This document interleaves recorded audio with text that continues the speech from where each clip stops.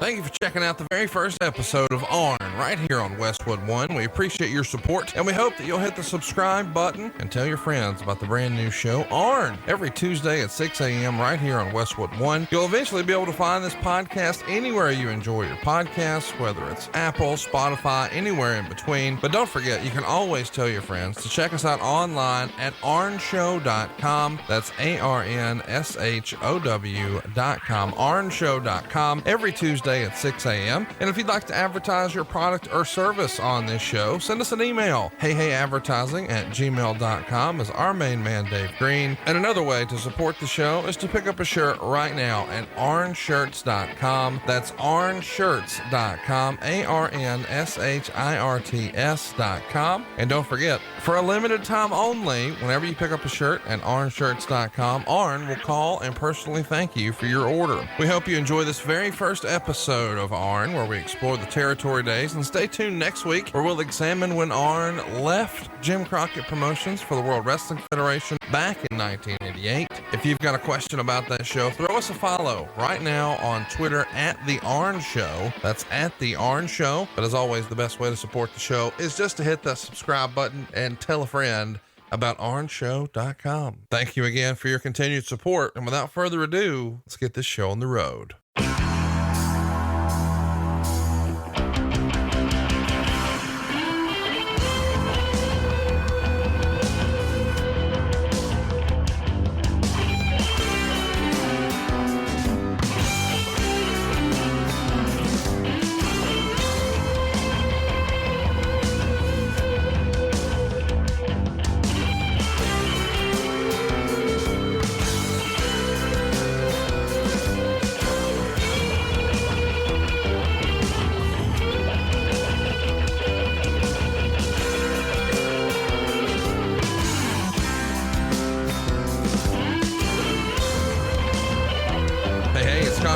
And you're listening to ARN with the Enforcer. Ladies and gentlemen, I can't believe this is actually happening. Mr. Arn Anderson. Arn, how's it going, man? How are you?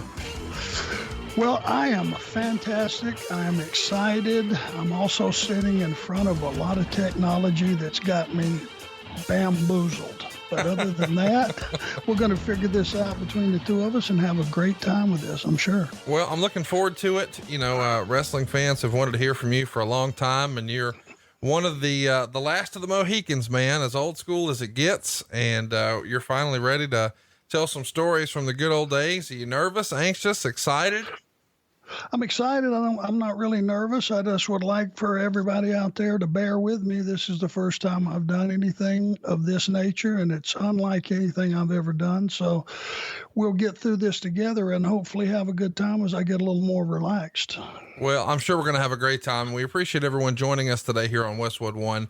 ARN is going to be coming to you every Tuesday morning at 6 a.m. and we appreciate you joining us for this journey.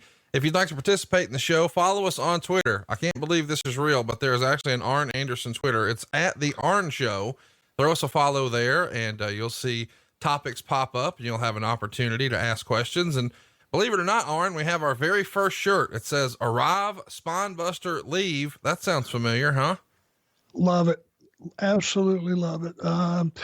Yeah, it sounds like the way to go. Don't hang around to see what the damage was. Get that spine buster in and beat it.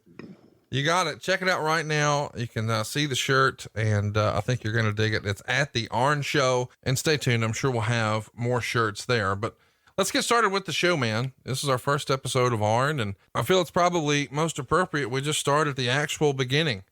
You know, whether or not you grew up a wrestling fan, how you broke in, how your training went, and then we'll cover some of your travels through the territories. And as we all know, you're going to land in Jim Crockett Promotions. So we'll cut it off there today because I think most of our listeners probably became familiar with your work for the first time at Jim Crockett Promotions. And stay tuned next week. We'll have sort of the other bookend of the Jim Crockett story. We'll cover when you and Tully left JCP for the WWF. But for now, let's start at the beginning. Did you grow up a wrestling fan?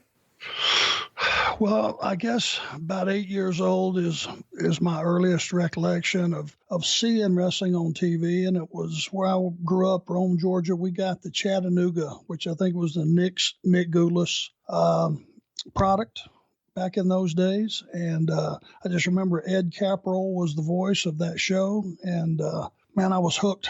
As soon as I saw it, I was absolutely hooked. Even as a kid that small, I was just flabbergasted by it. It just had me mesmerized. When did you ever have a chance to see wrestling from the New York territory? What was probably at the time the WWWF? We didn't get that programming as a kid, as I was growing up.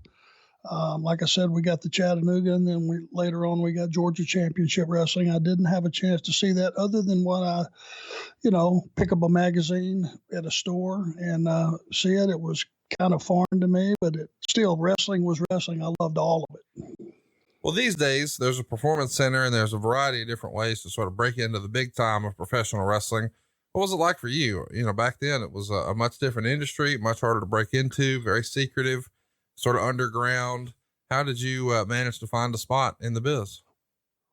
Well, I was always like, even as a kid, 8 years old, I would call my best friend, Bob Moss, who lived up on the hill, in the wealthy section of the neighborhood. And I would say, you got to get down here, hurry. I got to show you this. He'd hang up the phone and come running down. Now I'm 8 years old. I got on my whitey tidy underwear. I got on a face mask toboggan, and I got a shoestring down on my underwear hiding by the door. When he busted in the door, I pulled out the shoestring and I choked him out. So even then, I was a complete rogue of the neighborhood. So, other guys, if they liked wrestling, they didn't admit to it. I admitted to it constantly. I loved it. So, I just knew that everyone I talked to as I got older, they would just say, well, there's no way you can get in that. I mean, we don't even know anybody, and being an athlete and my whole life, I'm thinking, God almighty, I just wish I could do that. But I just knew it was a closed door. Even then, I mean, it wasn't even that you could meet anybody that had ever heard of meeting anybody that knew how to get in. It was that far detached. So eventually you get that opportunity, but before you do, you mentioned a minute ago that you had sort of grown up an athlete. What sports did you play growing up? Well, I wrestled and I played football. I played baseball up until I got to high school, which was my favorite sport, baseball. But once you got to high school and you played football, you either had to have a second sport that was either wrestling or track or basketball. Baseball didn't count. If you wanted to play baseball in the spring too, that would be a third sport, and that was just too much. So I dropped baseball. I was going to be a lineman and a linebacker playing football. So they decided, they being the coaching staff, that I would wrestle, and had some limited success, as an amateur wrestler. Football, same thing. I did play with my senior year in high school at East Rome, Ray Donaldson, who went on to be the center for the University of Georgia and played on that national championship team. Ray and I were very good friends. And then he went on to enjoy about a 12 to 14-year NFL career, all pro with the Indianapolis Colts. So that was kind of my claim to fame as far as that went. But I was just good enough to be a pretty good player on my team, one of the better players on a high school team, but not good enough to go to college. So after high school, you're probably trying to figure out, hey, where are we going to wind up with this thing? And somehow you wind up training with a guy named Ted Lipscomb. Is that right? That's exactly right. And it was a freak thing. I went to the stadium every day after I get through lifting weights, and I'd go run a little bit, mile and a half, something, just to say I did. Was at the stadium that I played high school football, and also that was where the building sat that wrestling came to about every 2 or 3 Thursdays. Georgia Championship would run a live event there in Rome, and I would go. And this particular time, the timing was, I was getting in my car to leave. Ted Allen was pulling in. I recognized him immediately off the television.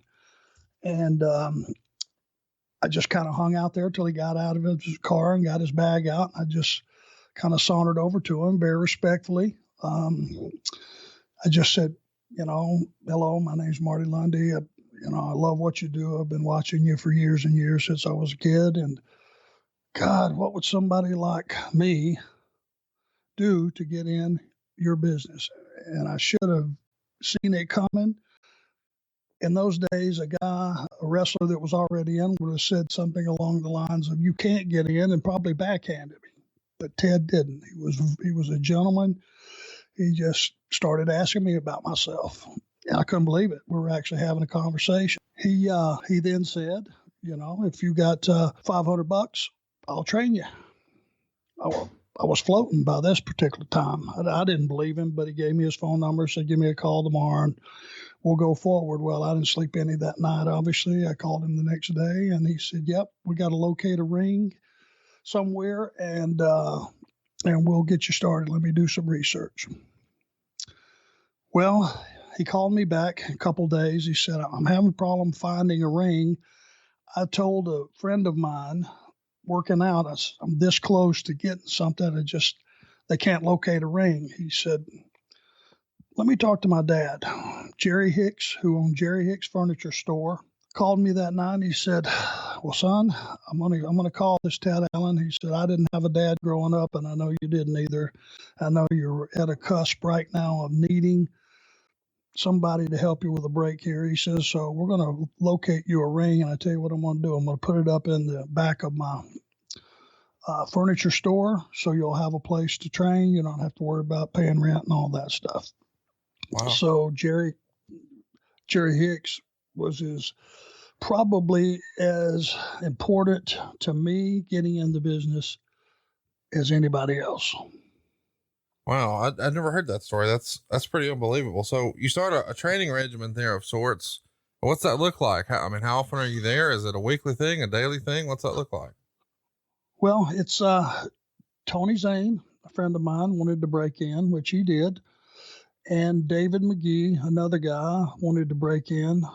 So we did. So we were bouncing each other around. And the very first day, I'll never forget it, Ted, in those days, the veterans would get guys that thought they wanted to break in the business, but really didn't. And they'd get them in, they'd rough them up. Well, Ted didn't beat us up, probably because he was, I'm not 100% sure he could get away with it, number one. But number two, he was just that kind of guy. But he did slam the piss out of us day one. And buddy, if you've never been slammed, I sat up and thought to myself, I'll never forget it. It's like, oh my God, what have I signed up for? Very, very, very much a wake up call. So Ted, just by watching it, I mean, I could kind of do an arm drag. I could kind of do a headlock takeover and some of the fundamentals just from watching week after week after week after week. And he started us at rock bottom, and we were working out probably 3 days a week because Ted was still on the road. He was going back and forth to Memphis, wrestling a full-time job with their company. So he only had a couple, 3 days that he could spend with us, and he did. And must have been 4 or 5 weeks before we got to actually go somewhere and wrestle, which is some small towns in Alabama.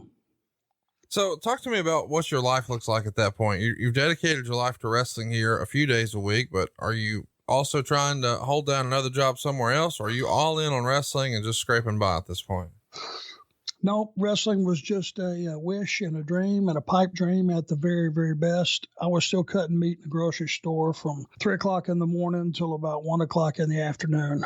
A place called Warehouse Groceries. You being in Alabama. Oh yeah. Resident, you should know about Warehouse Groceries. And it was, for Rome, it was a really good, stable job. I worked my way up from just unloading trucks and grinding hamburger meat up to being in a few years, I had, a position as assistant market manager, which most people in Rome, Georgia would have been just content to have that as a career and went on and let it take them to the next level, which would have been market manager. And it was good living. It was respectable living and all that stuff. Problem with that is I didn't want to be a market manager. Right. I want to be a wrestler. And Arn, in your training, what was the hardest thing for you to get down pat? Well, everything was hard. You're starting from scratch. But thank God in those days, it was, you would learn your fundamentals, which was headlock takeover, arm drag, all that stuff first. You had to, be able to give a hip toss, take a hip toss. The bigger moves were reserved to be finishes. A suplex was a finish. A belly-to-belly suplex was a finish. Right. Crossbody off the top rope was a finish. So you kind of left that stuff till later in your training. And thank God, to this day, I have not attempted or executed a drop kick. I don't think I ever noticed that. Why is that? Just not your thing? Lack of interest.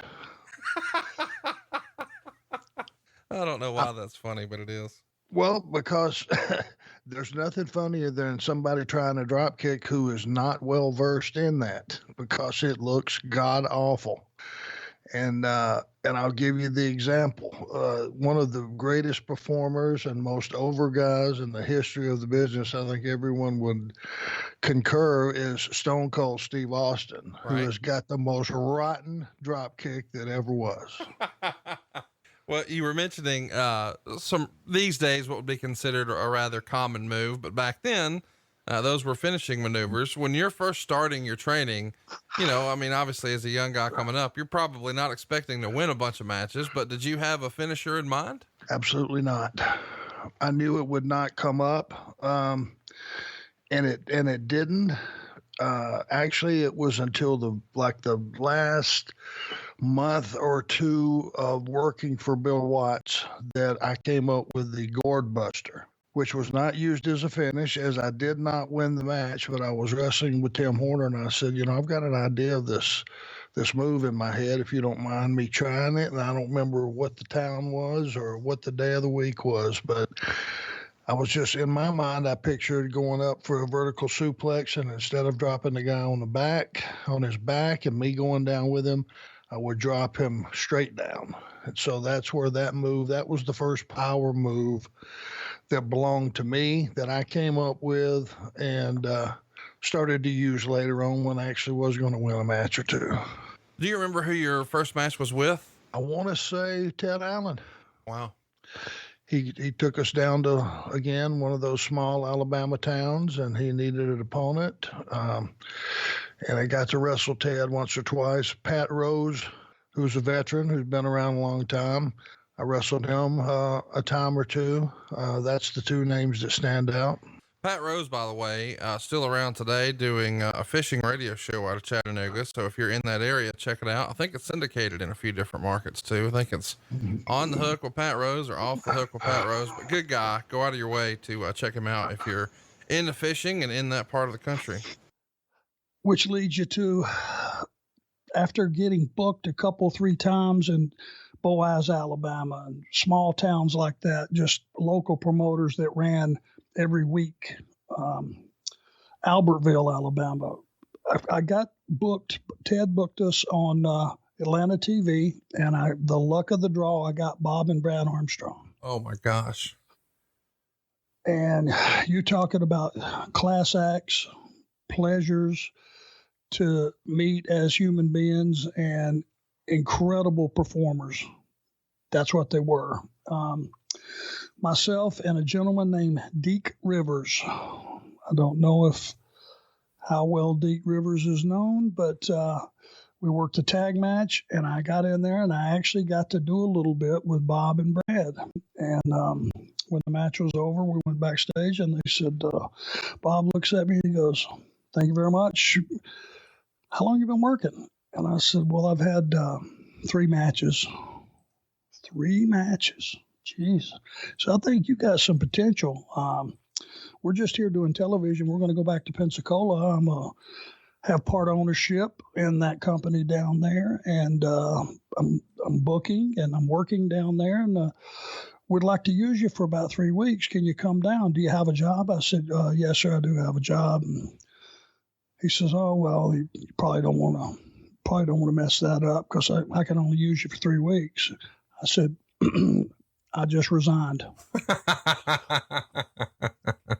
Well, he couldn't believe it, but I sure could. And it was really foolish to do at that particular time. But I went in, I worked a notice, 2-week notice with my job, cutting meat. And then I went down for Bob, and true to his word, 3 weeks.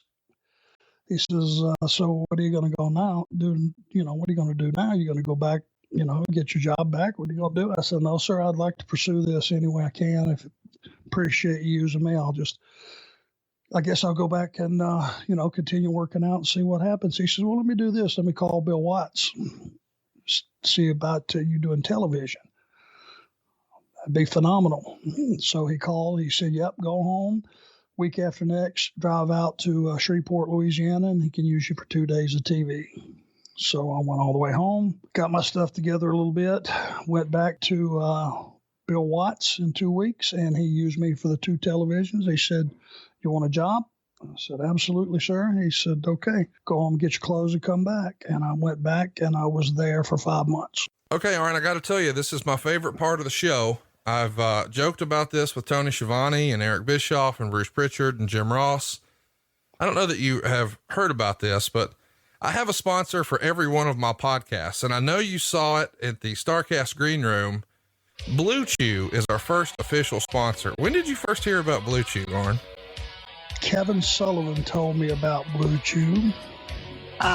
Brother, they have this new thing out. Oh my God, you take one of these gimmicks. I was running around the hotel room beating my gimmick off of the wall. I can't believe it. Ladies and gentlemen, I can't believe it, but Arn Anderson talking about BlueChew. Tell a friend. And while you're at it, tell a friend about BlueChew. It's not just something for guys like the devil. It's not just something for Kevin Sullivan. It's for guys who want a little performance enhancement in the bedroom. If you're looking to go a few extra rounds, maybe last a little longer, just go to BlueChew.com. You'll be hooked up with an online physician who's going to help you find the right dosage and the right active ingredient. And they have both the same active ingredients as Viagra and Cialis, so you know these things work. But because they're chewable, they can work faster, often up to twice as fast. You can even take them on an empty stomach. But the best part about this deal, no awkward conversation. You don't have to go to an in-person doctor's visit. You don't have to wait in line at the pharmacy. It shows up in a discreet package to your front door, and it's made right here in the USA. So why wouldn't you try it? And just because you listen to this show, we're going to give you a great deal. Your first shipment, it's absolutely free. All you've got to do is pay for the postage. It's just $5. Check it out right now. Go to BlueChew.com and use our promo code ARN. You know how to spell that, A-R-N. But how do you spell a good time? BlueChew.com. That's BlueChew.com. And we're going to find a fun way to transition and talk about how Arn's been busting spines long before BlueChew next week. Let me ask you, when you quit your job, cutting meat in Rome and go to Pensacola, what's mom say when you come home and break the news that, hey mom, I'm out of here. No more Rome, Georgia for me. I'm going to Pensacola and I quit my job. Well, there was no mom or no dad.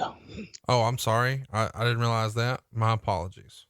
Don't apologize, because here's where the good news comes in. My grandparents raised me, and my grandfather was a barber. Grandmother was a housewife, and my mom was one of those folks that really had a hard time figuring out what she wanted to do with her life, so she figured getting married 4 or 5 times was the answer. And a lot of those were bad choices. Abusive to her, abusive to me. So my grandparents took me in and raised me. And when I did come home, getting past that little bit of a firestorm, when I did come home and let her know, she panicked. Sure. She said, son, you just quit one of the best jobs that you could have as far as stability. People are always going to eat. People are always going to need meat, right? I said, well, Granny, that's under the bridge, and that's not what I want to do. And if you'll just trust me and believe in me, I believe I can do this. I really do. And I did from day one, from when I was a kid, 8 years old. I knew I could do this, and I'd not only do it, but I felt like, well, taking this the wrong way, I felt like I could do it well. Right. And I was already leaning towards the bad guys. You know, when you first start watching as a kid, it's just exciting. You don't realize until you get a little older. And as I got 15, 16, 17, I started watching a little closer, and I watched Dick Slater and I watched Bob Orton Jr. as a team. Gary Hart was their manager. And I started watching those guys, and I went, hey, wait a minute. These guys are the ones creating all the excitement. They're the ones creating all the emotion in this match. And I started to watch it from a different perspective in that situation. So that's kind of skipping ahead from where we were. But anyway, my grandmother panicked. I promised her I could do this. It took a little time, but after going to Bill Watts for 5 months, I did get my first break, and it looked like I was going to be able to be true to my word on making it. When you were working the indie shots, in Albertville and Boaz, the small shows there, what name were you using as a performer? Myself. Okay. Marty Lundy. And same when you were on Georgia TV with the Armstrongs? Nope. They gave me some goofy name. It was like Jimmy Verderoso or something like that. Some goofy name. And there might have been once or twice that I did use my legal name. I'm not really sure. I can't remember that far back. I was just so thrilled to be there. But I know one time they did give me a goofy name like Jimmy Verderoso or something. Funny thing, before we get past the Boaz and the Albertvilles, and most people won't believe this, and you tell these kids this that are breaking into business now, that are walking in and immediately are put under contract or being paid to learn how to wrestle and all that stuff. I've actually got paid off in hot dogs.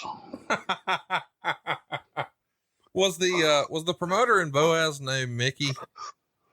He certainly was. Wow. What a small world.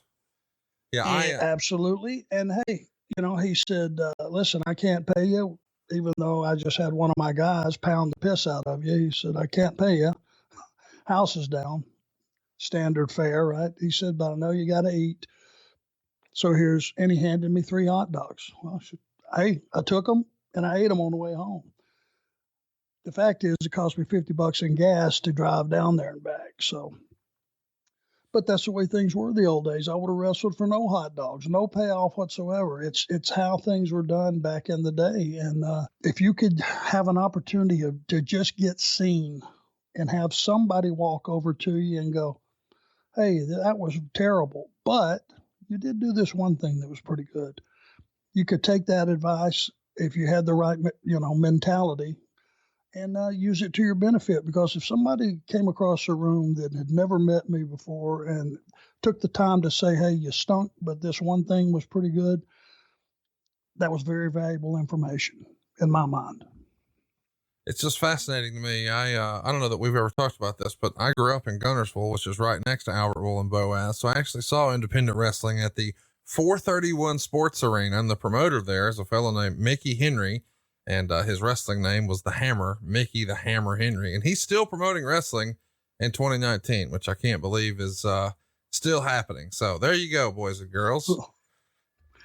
Well, and hey, I was floating around there in 1982 sometime. So talk to me a little bit about how Super Olympia became a thing. In my research, I found that you used another name, and I can't believe this is real. You wore a mask and called yourself Super Olympia. How does that come together? I certainly did.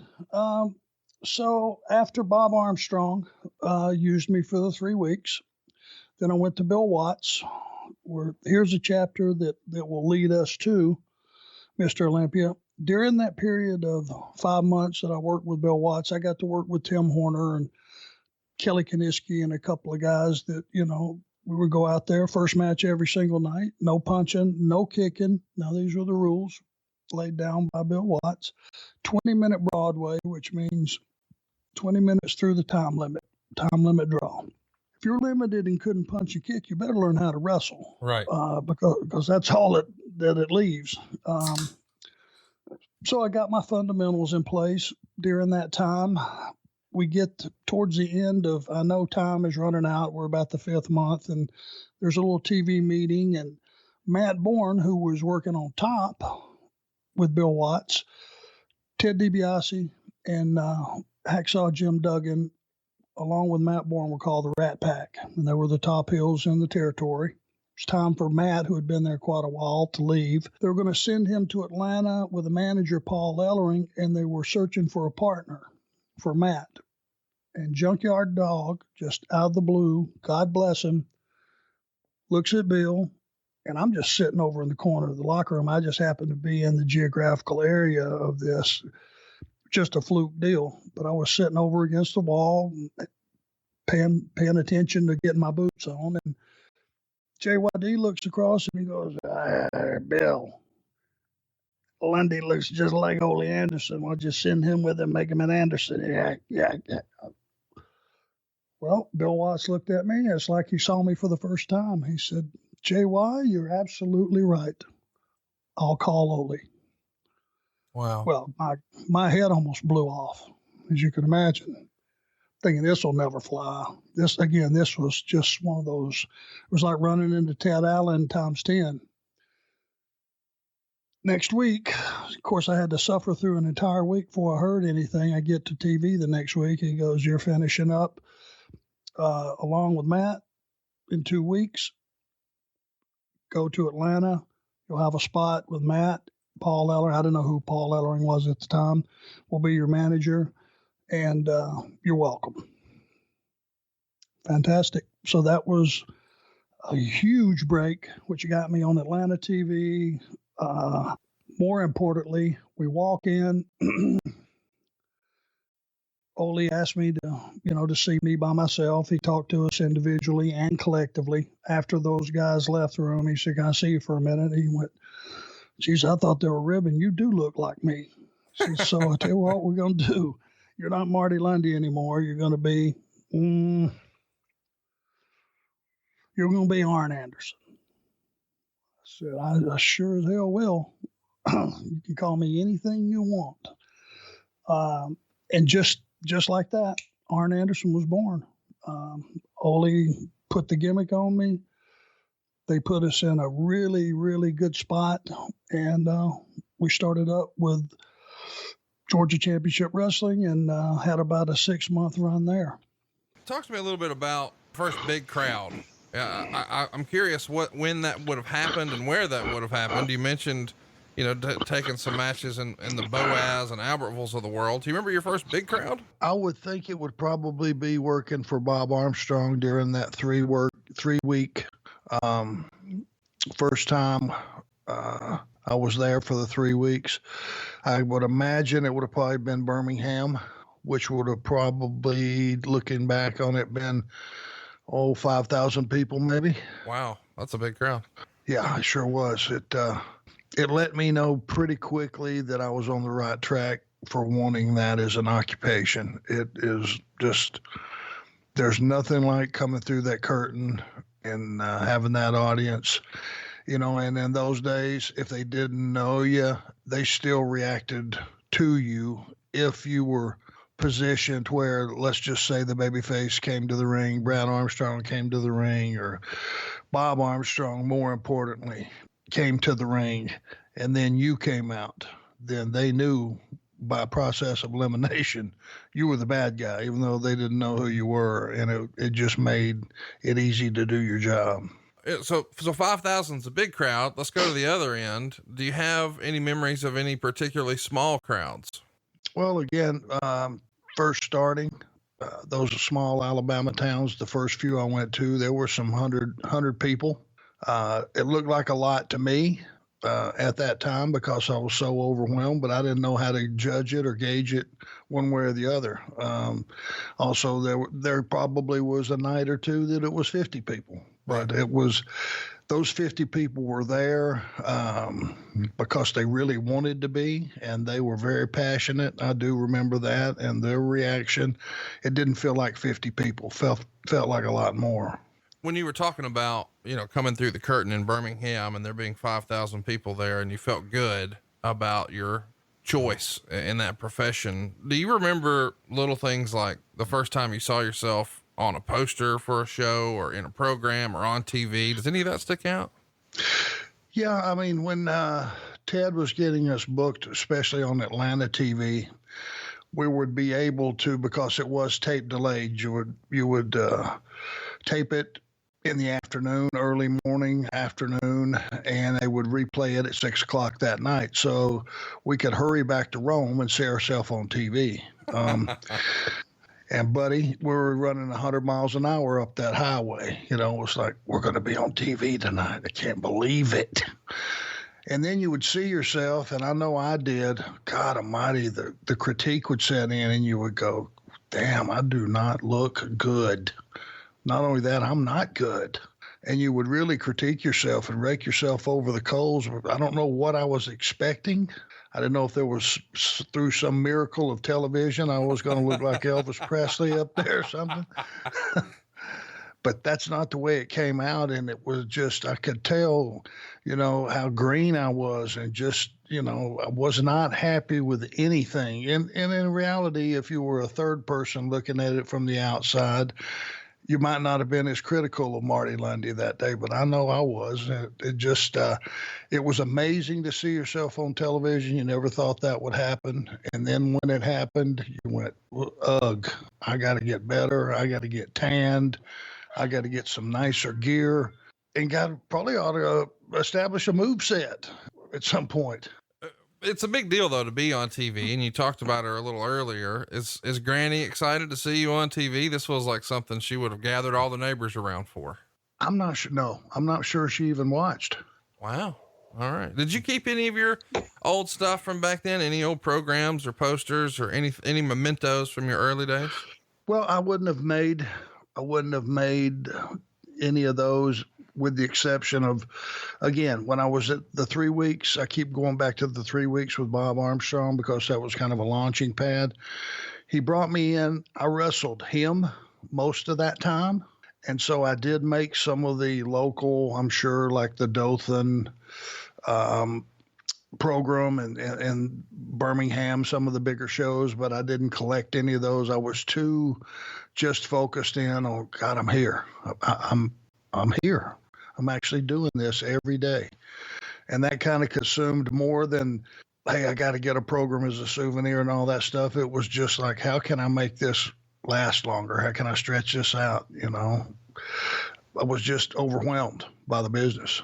As you said earlier, in the territory days, you know, you would sell gimmicks as a baby face to make extra money. Explain what that means to our younger listeners, and tell us exactly what you were selling.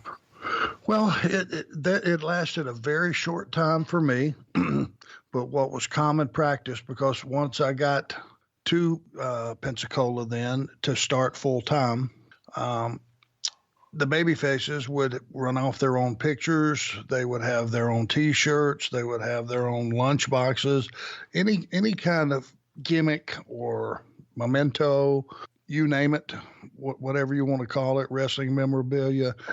They would have their own, and they would sell it, and they would get to keep their own money. And in those days, the guys would go out before the matches, and they would, you know, meet the audience, and whoever wanted to come by and buy a picture, take a picture with them, a Polaroid or whatever it was. That was a big part of their income. And I started to see that because it spilled over into their professional outlook. They did not want to be made to look bad. They did not want to be do anything negative that would cause people to not want to buy a T-shirt or a picture. So, you know, the more I would learn about the business and the more I would watch these guys, and I would see how their gimmicks, how important that was to them, you know, and it was a big part of the business. And of course, it being a heel, you didn't get any of that money, and nor should you. But your value to those baby faces became even more and more important, because the more they disliked you, the more they liked them, and the more gimmicks they bought. And that was just a part of the business in those days. And it turned out, if you asked a guy that had a career like a Bill Dundee or a Jerry the King Lawler or Stan Lane, Steve Kern, any of those guys that were really over as baby faces, you know, if you totaled up all the money they made during their career just on their gimmicks, it was probably as much as they made wrestling. Wow. Talk to me a little bit about this territory lifestyle that you're living at the time. Not very long in Pensacola, but when you wind up going out and working for Watts for 5 months, what was protocol? Were there, like wrestler apartments and a bunch of guys just sort of piled in and covered or split expenses, or how does your living arrangement work when you're sort of fluid? You're not really here long enough for a lease or to buy a house. You're just sort of in and out, or maybe you don't even know how long you're going to be here. Well, in those days, you would try the guys in Bill Watts territory because the drives were so long. And it was about 2,500 miles a week is what we had it broke down to. You start averaging that, that's pretty good trips. The guys tried to find the center point of the territory. So whatever town you lived in, it would utilize making back and forth to the trips because you don't want to have a hotel on top of that. You always want to get home at night. Right. Even though you were on the road quite a bit. So most of the guys lived in Alexandria, which was the center point of the territory. Ted DiBiase and Tim Horner lived in Baton Rouge. Well, I didn't know. I drove out there and I didn't know what to do. It was my first territory. So I just thought, hey, I'll fill this out. So I went out there, and after about a week of just driving to the town and spending the night in a hotel, which got pretty expensive, Tim Horner came up to me and he went, hey, Tony Anthony, friend of mine, he's one of the guys, one of the grapplers, is leaving. He's going to Tennessee or Texas or somewhere. He was leaving to go to another territory. He says, I got a bedroom open. If you want to move in, you can just pick up his half of the bills, and there you go. And I think that's probably what a lot of guys did. They just would get there, find out who was on the way out or who was on the way in. And if somebody already had an apartment, he would take in one or two guys. And you try to live as cheap as humanly possible, because when you were underneath and you work for a territory like Bill Watts, you're looking at $500-600 a week in those days. And you're looking at spending quite a bit on gas. So they had it's like an unwritten law that you paid trans. If you rode with another guy in his car to the town back and forth, it was like 4 cents a mile you paid in trans. Mm. Yep. But in those days it was either that, or if you wanted to drive your own car every day, you could get that trans money. But as I found out, I blew my car up making those trips out there, loaded down with 4 wrestlers and bags.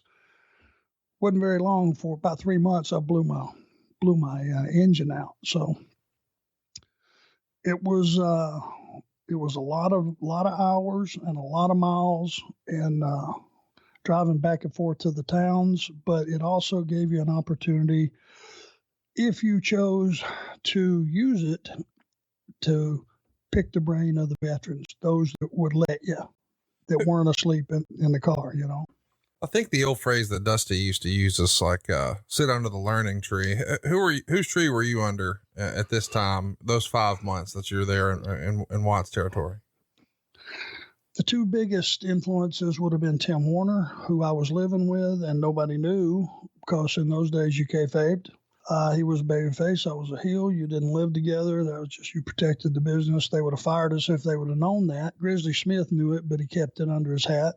Bill Watts never knew it. We were so far under the radar that we wouldn't leave the apartment except to go to the gym and go to work and come right back home. You didn't see us the rest of the day. But the big one was, for some reason, Ted DiBiase just one day asked me if I'd like to ride with him. Well, Teddy was on top. Right. He was working with, he was the man. Well, my God, of course I would. He had it was either a Firebird or a Trans Am, and I figured out pretty quickly why he wanted me to ride with him. He put me right behind the wheel. And before we could get out of Baton Rouge, he had that head thrown back, snoring. So I was having a great time driving a car that was a lot nicer than one I would probably own myself, certainly in those days. But I was also listening to him snore. So it was a trade out. But while he was awake, or either when he would wake up halfway to the arena, he would start to critique my matches, and I would notice he was standing by the curtain when I was wrestling. And in those days, top guys didn't do that. Right. For underneath guys. It's unheard of.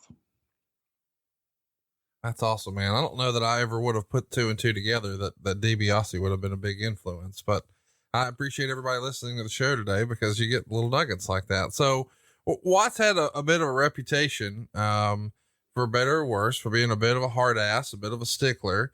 And he also had a reputation for, being defended by his old pal and yours and mine as well, good old JR's. And Jim would have come to the Watts territory about a year prior to you. Did you have any interaction with JR in that era?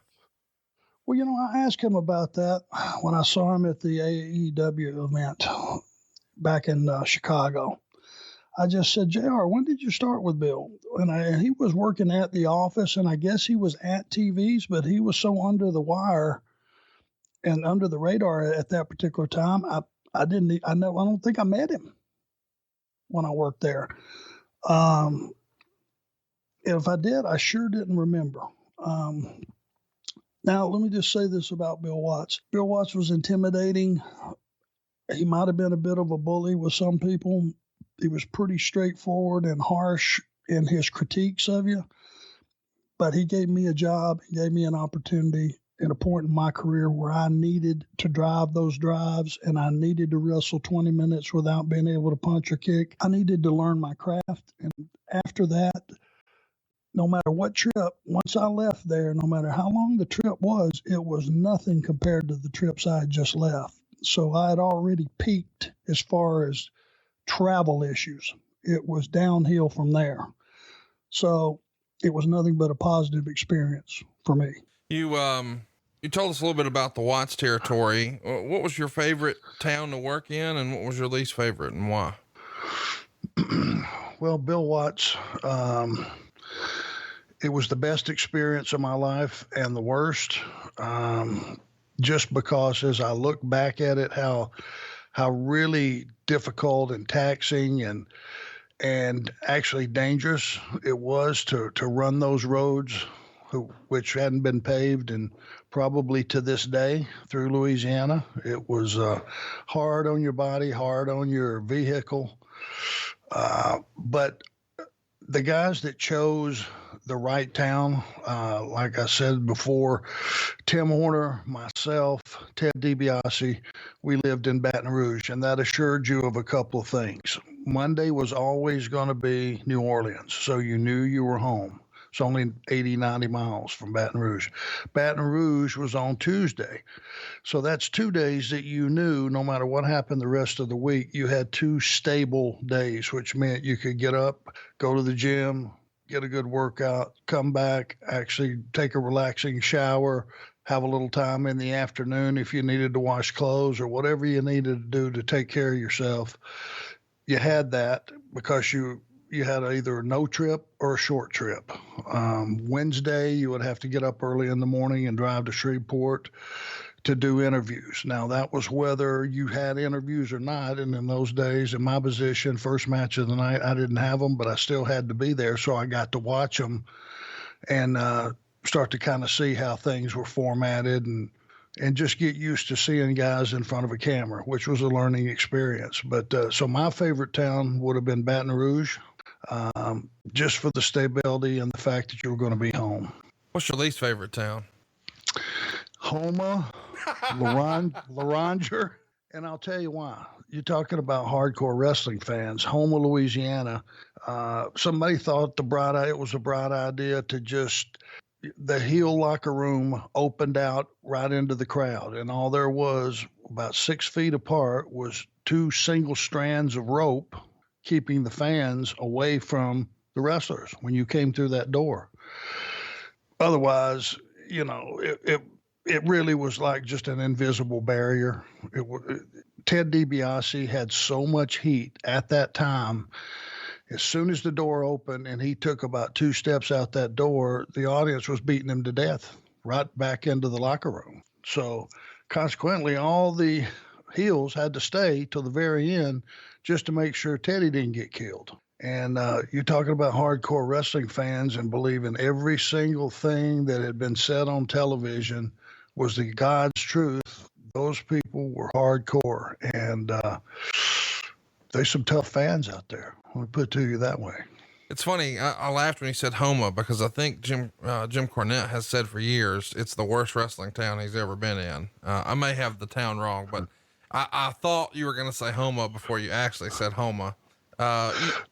No, from his perspective, which he was there with the Midnight Express, and if they beat Ted DiBiase up every night, I can imagine they were beating up the Midnight Express every night. So, worst wrestling town to him probably meant most dangerous, and he would be correct.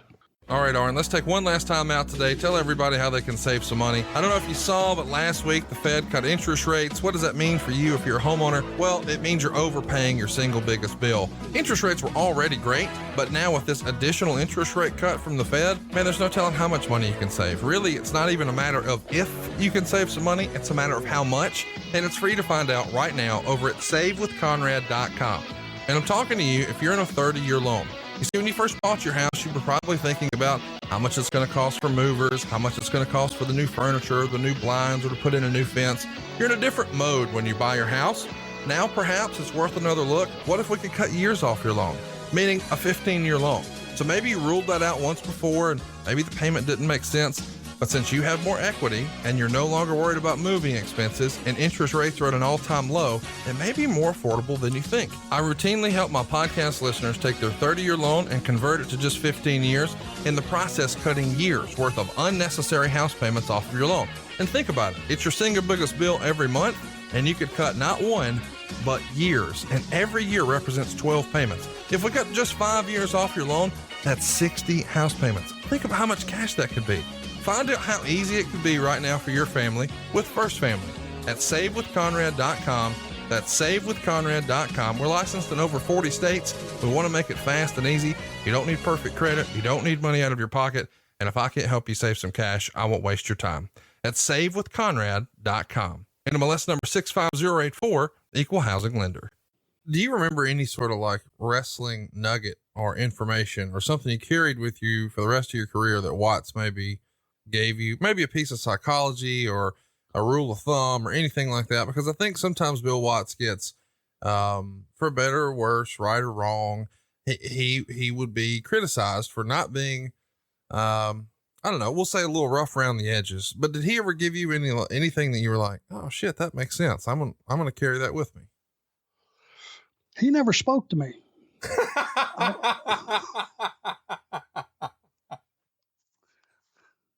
That's the nugget that I took with me.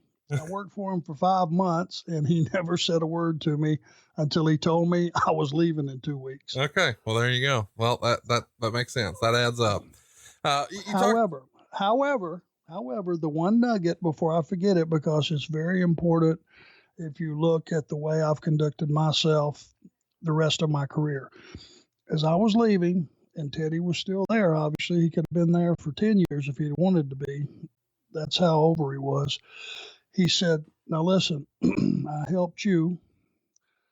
You're going to run across, if this pans out for you, and I believe you're going to be around for a long time. He says, you're about to figure this out. He said, there's going to be a young kid that's going to need your help, and you're going to look at him and go, you know what? He's got something. I want you, since I did it for you, if you think that kid truly deserves the help, I want you to pull him aside and help him get to the next level. That's all the thank you that I'll ever need.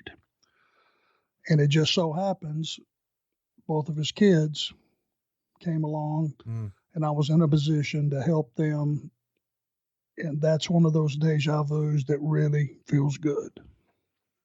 Man, what a small world wrestling is. You know, I didn't even think about the fact that you worked with them, but absolutely. Talk to me about Matt Borne. You mentioned that he was one of your early tag team partners, and we sort of reminded everybody that he was the Doink character, but way back when, Matt Borne was a wrestler and a half, but he had some interesting lifestyle habits. Any fun or interesting Matt Borne stories you can share with us? Well, let's just say that Matt was very accomplished by the time I became his partner. I don't think Matt really ever felt like I had enough experience or was ready for the position that I was put in, being his partner when we went to Georgia Championship Wrestling. I know that there was some underlying animosity, and I don't know if it was just Matt had animosity towards the world or if it was just me or what the situation was. Matt and I did get into one of the few scrapes that I got in during my 37 years in the business. Really? Yeah, not well known, and I don't take any pride in it whatsoever. There's nothing worse than the boys getting into a fight because it immediately separates the locker room, cuts it right in half. His friends, your friends, neutral folks, and it just makes for a very bad element. Plus, you got to go out there and trust that guy a lot of times, with your body. And if you don't believe that you can do that, it puts a big damper on what's going on. But Matt liked to party, and I'm not saying anything about that. Hey, I've drank a few beers myself. That's for damn sure over the course of the last 37 years. So, but Matt went out, had a good time one night, and I woke up, and guess it was Paul Ellering, myself, and Matt. The three of us were healing a room. So we had 2 beds and jerked the mattress off in those days, you called it healing a room, jerked the mattress off the bed and flip a coin, and somebody got the box springs, and which was the rotten of the 3 choices, and then somebody got the mattress on the floor and somebody got a full bed. It was just luck of the draw. But I woke up and Matt was standing there straddling me with some choice words as I cut the line on. And so all I remember hearing is, I wish I could piss on you. Well, I'm not a tough guy, but I've never been scared. And at that point in time, you imagine a little rage in there with it. It was on. And Matt and I got in a pretty good scuffle there. I was lucky enough to get the advantage. Matt said, that's enough. I got up, went down the hall. By then, there was enough noise, I guess, that had brought a couple of the boys out in the hall. Larry Zabisco, God bless him, said, well, Arn, what's going on down there? I said, well, I just got into a nice little scuffle with Matt. Really don't feel comfortable trying to sleep in that room. I'm going to get another room. He said, well, I've got a second bed. I said, if you don't mind, I'll take it. So I took it, and the next day, called the room, asked Matt if it was cool to go down there, just like it never happened. No animosity going forward, never had another crossword. It's just one of those things, I guess, that had to happen. Well, let's lighten the mood a little bit here, Arn. Let's talk about some fun stuff, some ribs, some locker room stories. You got anything funny you can share with us from back in the day? Oh, let's see. One of the things that I thought was pretty damn amusing, if you know the characters or if you just look at it on face value. When we were in Pensacola, there was a guy named Rick McGraw, God bless him, who has since passed, but came to work down there he was there probably 4 months. And he had the bright idea that he wasn't going to get a hotel or an apartment. And so upon reflection of that, I went, well, where's the guy going to stay?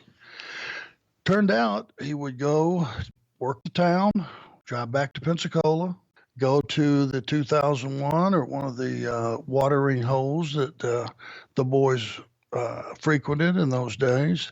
And then he would immediately go to the beach, get out his lounge chair, set his cooler beside him, throw a towel out, and sleep whatever was left of the night until the sun came up, which woke him up. He would walk about 50 feet to the bathhouse, take a shower, put on a coat of oil, and good for the day. Yeah. One thing missing. What about home? You don't have a home. But, I asked him about that. He said, hey, once that sun's up, it's all gravy. So there you go. Yeah. How about washing the gear? I mean, that had to be a stinky motherfucker not too long after that, huh? You would be surprised at the guys that would get to the arena, wash out their tights in the sink, wring them out in a towel, put them on, good to go. I would suggest without a roof over your head, washing your tights would be the last thing on your schedule. Yeah, probably. So it's just one of those weird things that really happened, and it's hard to believe that it, the guys actually did that. But my God, it's incredible. Talk to me a little bit about Watts. You mentioned earlier, about how you were paid and what you were paid and sort of what that money looked like in that territory. But what we didn't break down, was that a flat fee or were you paid based on the houses? You were paid based on the houses, and if they were really good, but again, all I can tell you is listening to Teddy talk. At the very top, if the house jumped, your pay jumped substantially. If you were in the first match, it was anywhere from $100 to $300, and it didn't matter how much the house jumped. And I'll give you an example. Just to tell you how difficult part of working for Bill Watts was, but the upside to it as well. Now, remember, this was 1982. About every 3 weeks, it was scheduled that on Thursday night, on Wednesday, you would go do TV. Wednesday night, you would, Shreveport, Louisiana was television. Then you would go back to Baton Rouge. Thursday would be somewhere over in Mississippi, like Jackson, Mississippi, or one of those places. Then on Friday, you would drive 400 miles from Baton Rouge one way up to Little Rock. After Little Rock, you would go on to Tulsa or Oklahoma City, whichever one was running Sunday afternoon, and you had a double shot. Tulsa, Oak City, or Oak City, Tulsa. I don't remember which one it was. Now, business was always good there, so that was a $300 payoff per day. So $600, your week was made. It's a lot of money for an underneath guy in those days. The downside is you then had a 700-mile drive back to Baton Rouge. So what that meant was in real time, and if you want to picture this and put your body into the situation, you would have a match at 7 o'clock. First of all, you would have a match in the afternoon. I think it was 2 o'clock it would start. If you were first match, you would have your match. You'd grab a quick shower, throw on a pair of sweats, drive the 100 miles across to the other town, be there in time to get you a couple of cups of coffee. You would have the first match there. So it would still be daylight in the summertime or the spring when you would finish that second match and you would leave. By the time you got to Baton Rouge to your home, it would be daylight again. That's that's what I said. Yeah. Daylight again. So that's earning you $600. Oh yeah. But, again, in those days to wrestle twice, which I would have done for free. I wouldn't have told anybody that, but I would have. And to get paid $600, good money. But buddy, about Wednesday when you woke up, your body told you, hey, I've been through something here. And your body would have been right. You're talking about working the territory with Watts here and, bouncing from town to town. Were there agents in that territory? Did that even exist back then? There was one, Grizzly Smith, God bless him, who was Jake the Snake's father. He was the only agent while I was there. And he basically would just come in, tell you when you were on. If there was any issues other than, because like I said, I was in the first match every single night. My job was pretty clearly cut, and my job description was pretty clearly pointed out to me, so I didn't have to deal with anything else during the course of the day. But he handled everything. He was the only agent that we had. So he would sort of give you a time like, hey, you guys got 7 minutes and so-and-so's going over. Same thing. It was the same thing every night, 20 minutes through. Oh, every time. Okay. And it was pretty standard for that. The Bill Watts audience, the Mid-South audience knew first match was going to be two young guys that were inexperienced, or they were experienced, one or the other, but you were going to get a 20-minute wrestling match, and they were pretty much geared to that, and that's what it was. I would say about 95% of the time. You know, that's cool to know that he always started that way with like spot shows. Did you ever learn, or were you not there long enough or involved enough to figure out how Watts sort of formatted TV? So foreign to me. As far as the logistics, I would just sit there with my, jaw on the ground like everybody else, watching the stories play out and watching the players play out, and things were different in those days. You didn't have your top guys butting heads. JYD and Ted DiBiase would never be butting heads on television unless it was for a major angle to escalate their program.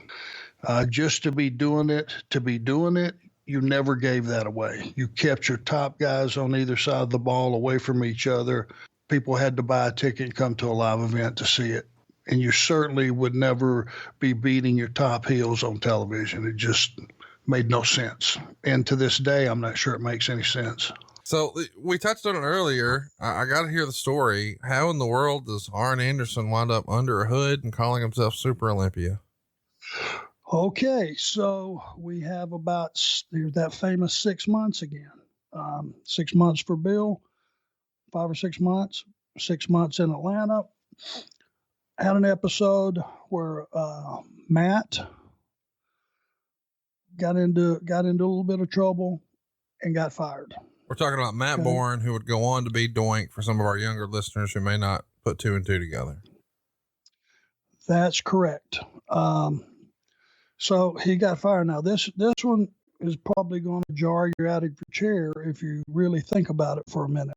So Ole, in those days, as smart as he was and in control of his business totally, for some reason, he only saw me in one light. So when Matt got canned, other than keeping Paul and I and just giving me another partner, because they were grooming us for the national tag titles, I believe they were called in those days, which were their world tag titles.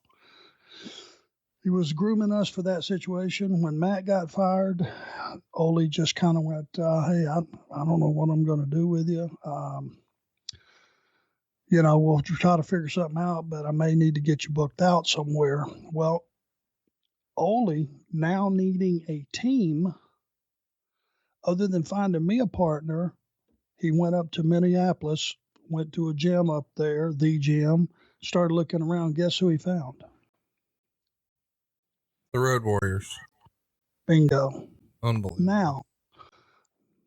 Now, as you're getting yourself up off the floor, let me just put this food for thought in there.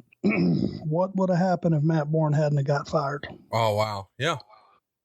And we'd have went on. We would have got the World Tag, or their version of the World Tag titles, which are national tag titles. I would think would be a long run as champions. There might not have been a Road Warriors. That's pretty crazy to think about. I mean, there's a lot of ifs. I want to say, Mike and Joe would have made it in some capacity down the road, or, maybe I'm overthinking that, but it's just one of those things where you go, wow. It's pretty unbelievable anyway, how it all sort of ties together. I mean, it's, if one little thing along the way changes, everything looks different. Yeah, well, it could have, hypothetically. Do I think, I think Joe and Mike were meant, and Paul Ellering, certainly that package was so good.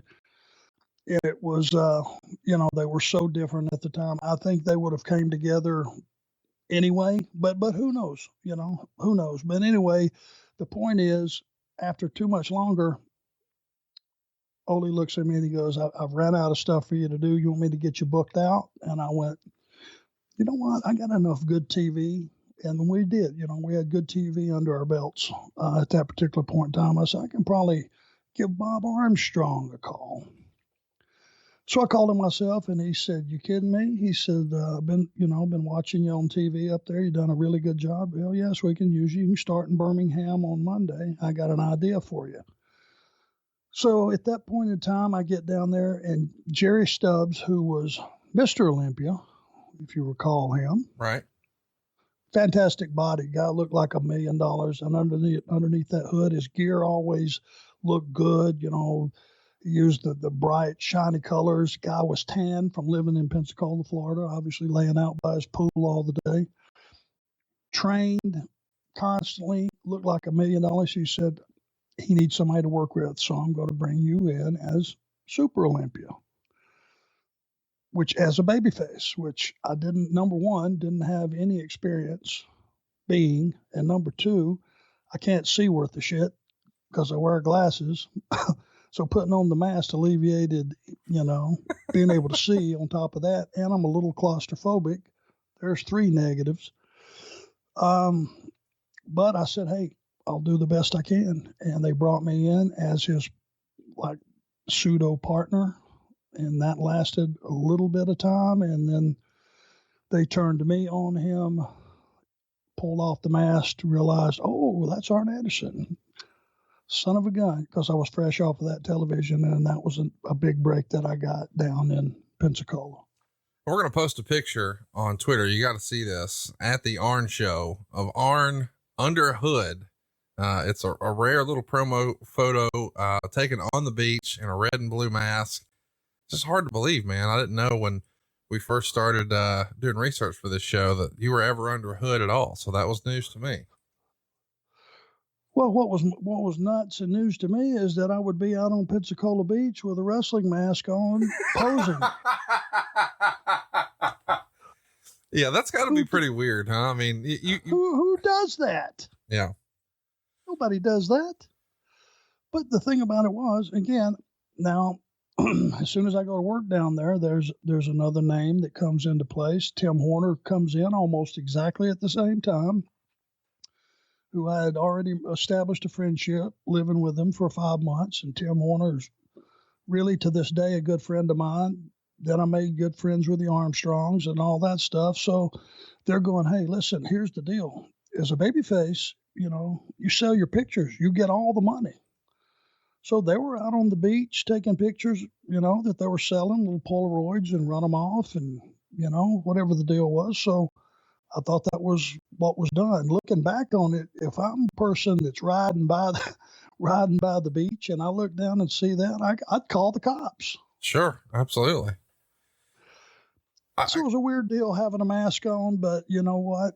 It led to somewhere else. And in those days, listen, you could have dressed me up like Winnie the Pooh. I wouldn't have cared. I just wanted to be in the business and make my way to the point that I would be looked at as, hey, that guy should be in the business. I got to ask though, you know, when you're fresh off TV, you know, the Georgia TV was huge at the time, the biggest in the country, and you can sort of, call around and sort of book your own spot. It feels like a young guy would have picked Pensacola on purpose because, dude, you're just hanging out at the beach all day until it's time to go wrestle that night, right? The most awesome job I've ever had. And to this day, it was the most fun I ever had. Now, Bill Watts was 2,500 miles a week, let's just say, average driving. Pensacola was probably about, I'm going to say about 800. Wow. There's the difference. Monday, up and back to Birmingham, 275 miles each way. Tuesday, Mobile, 50 miles over, 50 miles back. Wednesday, off. Now that, in those days, territories didn't have an off day. Right. We had an off day. Unbelievable. Thursday, 150 or 60 miles up to, let's see, Montgomery. Up to Montgomery, back 160. Then on Friday was a spot show that was on the way to Dothan, which was only 160 miles too. Going into Dothan, spend the night, do Dothan television that afternoon at 12 o'clock, and then you would do a house show in Dothan that night, drive back to Pensacola on Sunday and wrestle in Pensacola. Heaven. Yeah, not too bad of a trip. And as you said, a third of the miles. And if coming off TV, you're probably making more money as well, right? Well, hey, you know, not at first. Actually, I took a pay cut to go down there, but again, they were between business being good and just so-so. And if you got there at the wrong time, business was so-so, you got paid off the house. It didn't matter what their plans were for you. If you weren't there yet, you got paid, coming in underneath money. And then as they moved you up the card, your salary moved up the card as well. And I don't know if I could have got booked anywhere else or not. Who knows? That's speculation. I knew that I wanted to go back down there because I fell in love with the place the first time that I went, just for the 3 weeks. I got to see enough of the beach that I went, God, people actually get to live here. That's unheard of. Boy, that was like a dream of mine. And to this day, it's a dream of mine moving back down there. But anyway, it really was. It was the guys that knew about Pensacola all tried to get booked there, and the guys that didn't know about it and people would tell them about it, I think they half-assed believed it and half-assed didn't. It was paradise. Talk to me about the Ole thing. I know we're sort of jumping around a little bit, but the explanation was you were Ole's nephew. Is that right? Like, that's the explanation? Which time? Anytime, either. When he first named you. Take three conversations in the same hour, and I went from Ole's cousin to nephew to brother. And they could all be in the same conversation. And the announcers did the same thing. It was the damnedest thing ever. But you know what? No one really questioned me that much. They would go, how's your brother doing? Or going by what they heard last, how's your cousin doing? It wasn't like, hey, are you guys brothers or cousins, or what are you? Is he your nephew? I mean, what is the deal? You would run into wrestling fans and they would just say, hey, how's your brother doing? And that's the craziness of being a wrestling fan. They didn't look at those details as being important. I looked enough like him that I could have been his relative of some sort. And they just go with it. Of course, that's the run with Georgia Championship Wrestling, but after Pensacola, is that when you wind up finding your way with Jim Crockett Promotions? How does that come to be?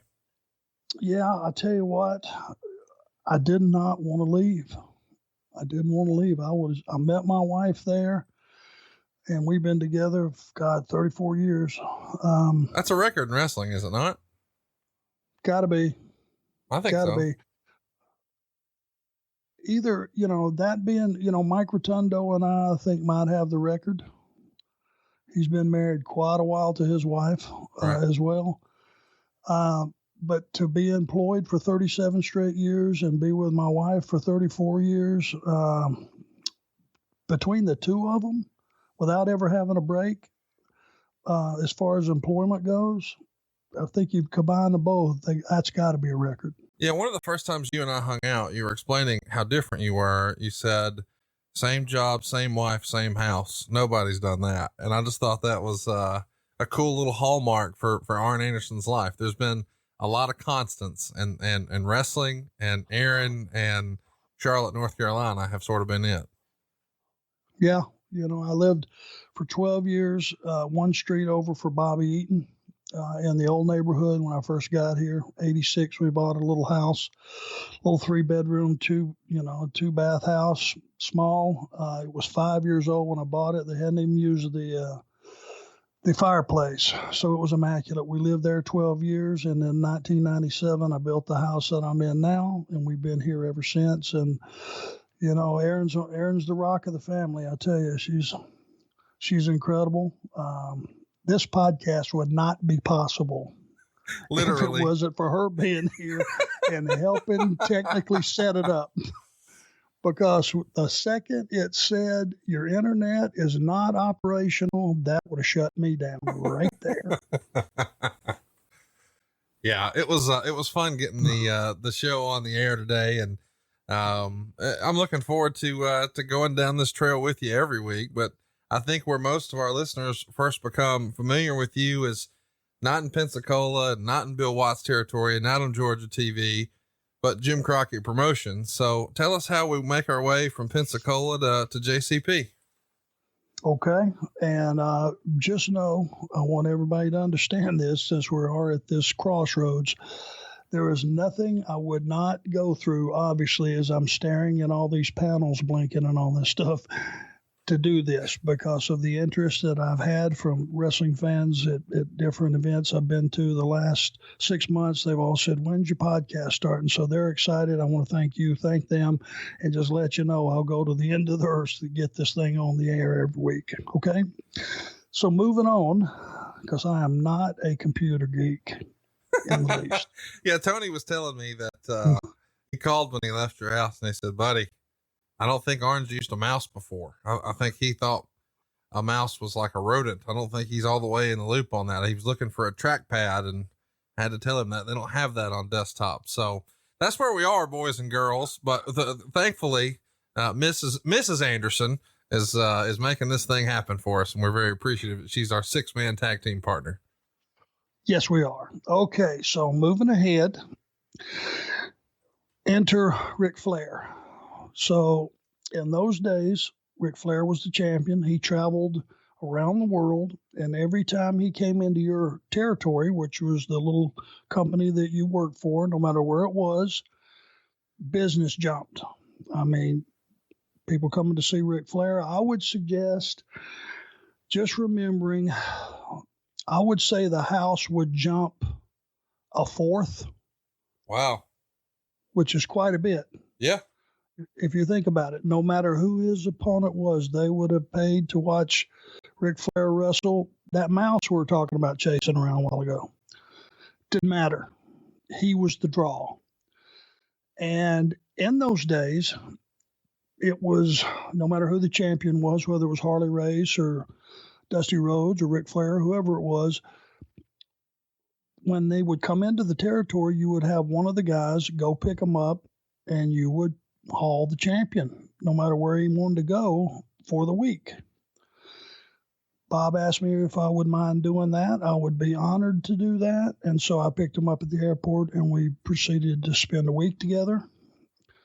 And it was just hauling him to the gym, bringing him to the arena, bringing him back from the arena to his hotel, and starting the whole thing over the next day, because we would come back to Pensacola every night, and there were short trips. So we got through one of those. Probably another 6 months passed. He came back again, asked for me to haul him. I was honored to haul him. And on that week, we got to know each other a little more, because he accepted the fact that I was still there and I had improved. Apparently, he had taken the opportunity to go to the curtain and watch some of my matches. And he said, you know, Jim Crockett is in the process of being competitive with Vince McMahon, who, as you know, is going around stealing talent from everywhere. And Jim Crockett is wanting to beef up his, now I'm paraphrasing all this, but he's wanting to beef up his territory with some of the top talent around the company. And I think you would, around the country, excuse me. He said, I think you would be a nice fit. You know, Ole and Gene have that history, Minnesota Wrecking Crew through the Carolinas. He said you would be a perfect fit. And I said, Rick, I'm honored, but I don't want to leave. And I don't think I have to leave. Certainly there hasn't been any conversation about having to leave. I think I'm still good here. But just out of curiosity, what do you think I could make? And he threw a figure out that was 3 times what I was making. That'll change your thought process a little bit. Oh, yeah. You know, in those days. And as it turned out, you know, we had a little more conversation, and some of that stuff was going on. And just so happened in Tuscaloosa, Alabama, that company, Continental, had started to expand and move a little north of Birmingham. They had a show in Tuscaloosa. Well, Rick was riding with me. Top rope breaks on me as I'm hitting the ropes. I do a flip, land on my head, wake up in the hospital. Well, as it turns out, the world champion had gathered up my bag, got the keys to my car, and drove down to the hospital and was waiting out in the waiting room to see how I was. Now, can you imagine the riot that was going on out in the waiting room? Right. With Ric Flair sitting there. So I woke up. He said, "Hey, I got all your stuff. I brought it to you. Put my bag," because all I had with me was just my bag. And as it turns out, my grandmother, who was scheduled to have cancer surgery, was going to be the next day. So I'd already arranged I get a couple days off to go be with her for her surgery.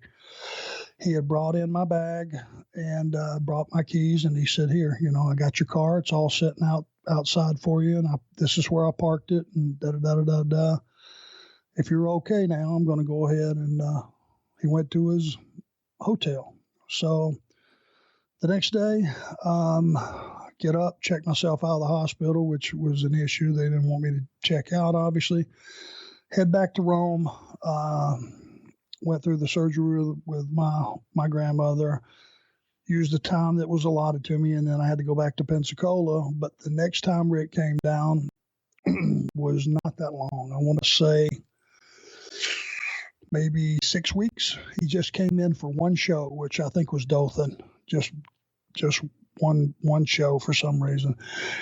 And he said, "You think about what I said to you?" And I went, we had already had a bond after he did that for me, that if he asked again, I was going to go. I said, "Yeah, I'll go." When? And you're serious? And he went and got on the phone right then, I guess, with Dusty, and said he could start in whatever it was, 2 weeks. So that's how I ended up working a notice, leaving, and going to Jim Crockett Promotions. And that's when the fire was lit. Rick developed a bit of a reputation for becoming almost like a sort of low-key recruiter for Jim Crockett Promotions in that era. Do you think when he recruited you away from the territory, there was any quote unquote heat on Rick for pulling you out? I don't think so, because I was 14 months in. Right. And to be honest with you, a heel being in a territory that small. Now, we had weekly shows, which nobody seems to really remember or understand. You went to the same town. Every Saturday was Dothan. Every Monday was Birmingham. Every Thursday was Montgomery. Every Tuesday was Mobile. No skipping. That was weekly towns. So to have been there 14 months, for me, that's got to be a third record, I would think, maybe. You know what I mean? Right. Because I wasn't a baby face. I was a baby face there for like maybe 6 weeks, and then heel for the rest of the time. So 12 and a half months is a long time to be a heel in a small territory like that. So I think Bob Armstrong saw that it was time to go, and he was okay with it. But do I think he would have kicked me out in the next 2 or 3 months? Probably not. But anyway, the timing was right. And again, when I went in, it was right in the middle of, like you said, Rick was like a talent recruiter. Yeah. He recruited some pretty damn good names in the next month to 6 weeks, because Buddy Landell and I started on the same TV. Wow. Buddy Landell was a tremendous talent, and he had a ready-made gimmick. The Ric Flair imitation in the Carolinas made him Public Enemy #1. The Rock and Roll Express came in. They were already there when I got there by just a couple of weeks. They were already into a program with the Russians. Midnight Express came in. Then you added the Garvins, both of them.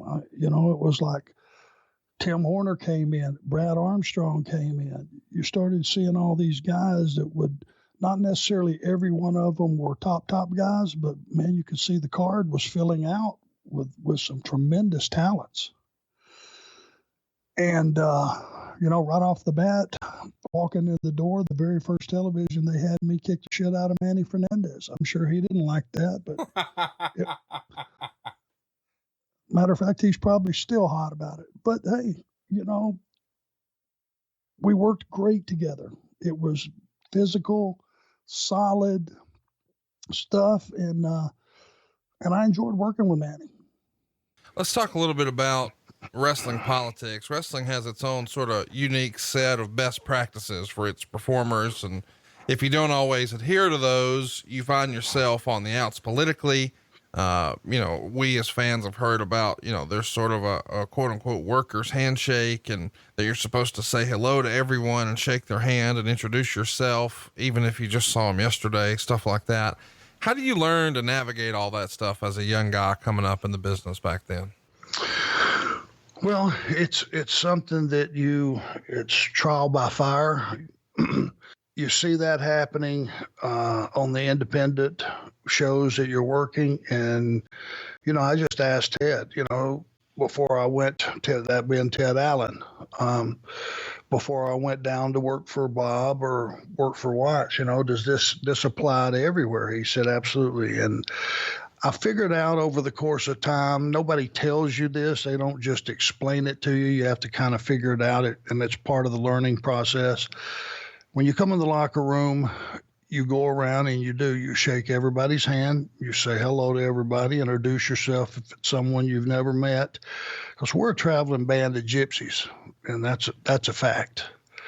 We're a bunch of guys, and now a bunch of guys and girls in rent-a-cars or our own personal car, and we're traveling state to state, sometimes 300 to 400 miles apart in the evening after a show. And all we really got out there on this road is each other. And if you don't believe it, let a rent-a-car break down with 4 wrestlers on the side of the road and have those guys get out and try to flag somebody down for some help and see what you get. You'll get run over. That's what you'll get. So all we really have is each other to look after each other. The handshake represents, listen, we're going to go out here and we're going to have a little bit of a tussle, and it should be solid, and it should be convincing, and it should be something that the audience member can feel that there's a fight going on, but I'm going to return you to your family the way I found you. And then that's in one piece, not paralyzed, not crippled, not with a head full of stitches. And each and every day when I come in that locker room and shake your hand, I'm reaffirming to you that I'm going to do that exact same thing. This is a new day. It's the same thought process coming from me. You're safe with me. That's what the handshake meant to me. It may mean something to other people. It may be a pain in the ass to some other people. May not represent anything to some of the guys. That's what it represented to me. It's a mutual respect for each other. It's a mutual caring for each other, because we're all we got. And you cripple a guy, you got that on your conscience for the rest of your life, or you should. So that's part of the inner workings of the things we do. And that doing it day after day may be a pain in the ass to some people. It's pretty reassuring to me that, hey, this guy's on an even keel. He's got his head in the right place. We're good. How much of that still exists today? The veterans that want to be veterans, that want to learn the business, that are here for the long haul, and they're not in a quick cash grab, they think, and want to get out, it still exists. There's a lot of pros out there that are still in the industry that want to treat it professionally and respect the business. Not like it was a necessity back in the day. The two things that you did not want to be caught, no matter what, in the middle of is being a thief or being reckless. You want to get tossed out of the business and blackballed. That's two things that got you out right away. And those things don't really exist anymore. If a guy drops a guy on his head carelessly these days, somebody wants to know what happened. And if the answer is not adequate, right away you start having some rumblings about, I don't know if we can trust this guy or not. A thief wouldn't last 30 seconds anymore. And there wasn't that many cases of it back then, but there was no internet. There was none of that going around. But if a guy got caught stealing, it made the rounds pretty quickly. Most of our listeners to the show know that you were famous or infamous or notorious or whatever descriptor you want to use for your promos. When and how did you start to really work on that and hone that on these long car rides to and from? Is that the idea, or was there a different approach back then? Well, like I said, before I got in the business, the guys I broke in with, all my buddies, I was cutting promos on them when I was 17 years old, 18 years old. And I, Dick Slater, Bob Orton Jr., when they were with Gary Hart, that was the strongest influence on me that I can remember of everybody, every wrestler I ever saw, those two guys together. It's like something just clicked on, and I went, God, these guys are so good, and they gel so well together. And their promos, they were different, but they complemented each other. Gary Hart was the manager that complemented his two guys. He didn't overshadow them, and that was the first guys that really affected me that way. And they were like my idols. And it's funny, Randy Orton and I have had some conversations about how much I idolize his dad, and getting to work with Randy, who's a natural and has had a tremendous career. It's like DiBiase and his boys, and my relationship with Teddy, and then my relationship with his kids. It's a big universe, but it's a small world.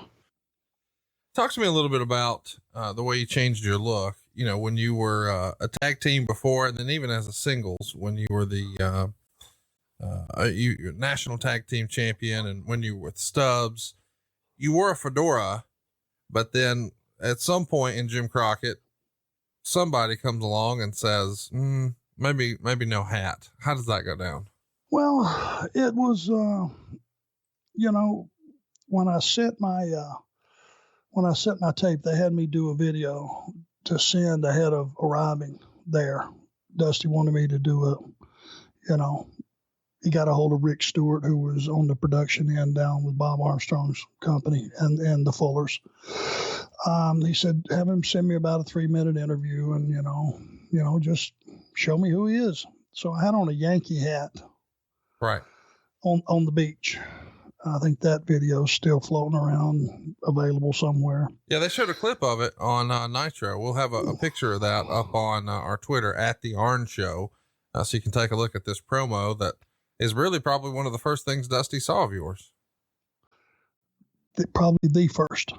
And I guess the heat of it was I'm a Braves fan. I'm a Rome, Georgia boy. I'm a lifetime Braves fan. Wearing a Yankee hat was a betrayal within itself. But at that particular time, I liked Goose Gossage too, and I liked the Yankees. Fair weather fan. They were kicking ass, and when they had their run, and they were fun to watch, and so that's the reason for that hat. And then I get to there, and Matt Borne had actually worn the fedora out in Louisiana. So when we went to Georgia as partners, he dyed his hair blonde, and I said, hey, you're not going to wear that goofy ass hat anymore? And he said, no. I said, you mind if I steal that? He said, well, sure. So he's actually the first one to wear it. Then I put it on, and nobody to this day can figure out what I was doing with that on my head, which was that was the reason to wear it. Oh my gosh. Conversation piece. But, as time went on, you reestablish your, Ole hated it. Well, you got that goofy ass hat on for. It's not got nothing to do with the Andersons. So I said, well, Ole, this ain't the Andersons of the 1600s either. You think I'm benefiting from being your partner. You might look at it like you're benefiting from being mine. Who knows? It's open to conjecture. What the hell? So anyway, that's where it came from. It didn't last too long, but I still hear, every now and then, hey, what about that goofy hat you used to wear? So it served its purpose. Well, if you want to see a picture of Arn in this hat, you can check it out on Twitter at the ARN Show. And I think you're going to be pleased with that picture, because between him in a mask and then him in this fedora, quite the look that Arn was playing with early in his career. As long as I didn't wear the mask with the hat. Yeah, that would have been that might be a too much.